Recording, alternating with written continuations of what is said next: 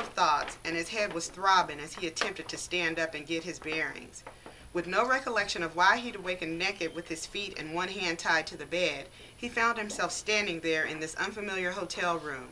Pieces of his clothing were scattered all over the floor. He grabbed his undershirt and pulled it over his head, then stuffed his arms into the sleeves of his dress shirt.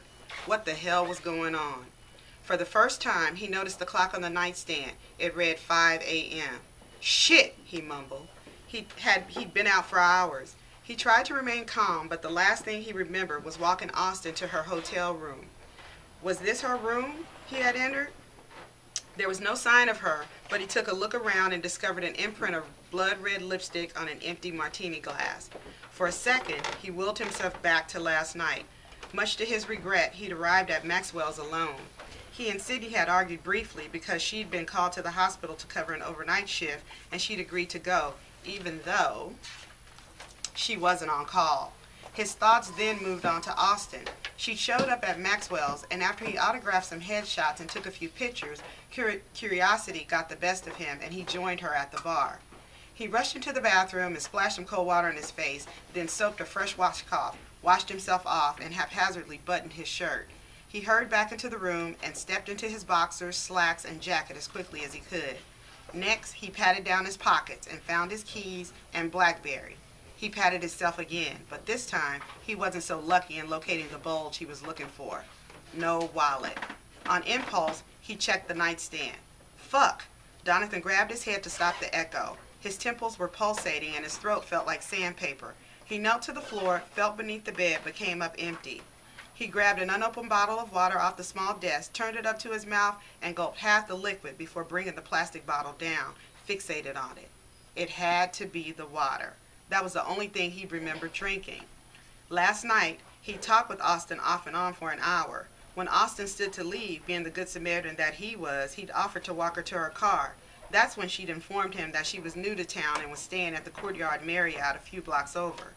He walked her to the hotel, to her room, but that was it. No more memory after that.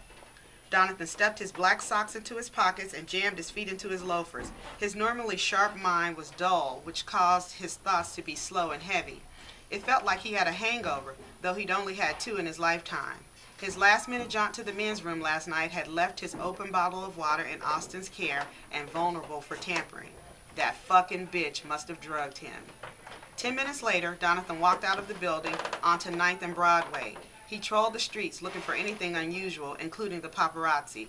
It was easy to brush off the made-up tabloid stories about him, but if a camera caught him stepping out of the hotel in a wrinkled Hugo Boss suit at this time of the morning, there would be no explaining away his actions to an eager freelance photographer.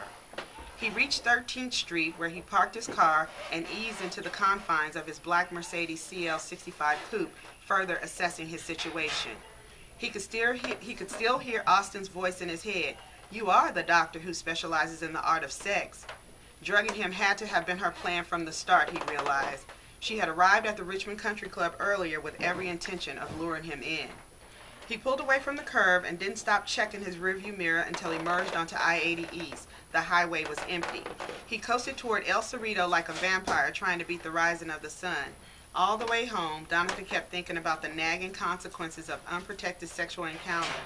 When he took the San Pablo exit, he was finally able to breathe, but he was aggravated. The images of glistening red lips and laughter mocked him. Did he even have sex? Of course he did, right? Why else would he have been naked? When Donathan pulled into his driveway, his headlights illuminated a small package propped against the mailbox. He exited the car to retrieve the parcel, and then he saw her, across the street. His neighbor, Barbara Brown, sat perched in her front window drinking her morning coffee, a ritual Donathan saw most Sunday mornings when he went out for his morning run. He looked down at his disheveled appearance. Shit, he cursed softly. Barbara Brown waved at him, and he knew exactly what that meant.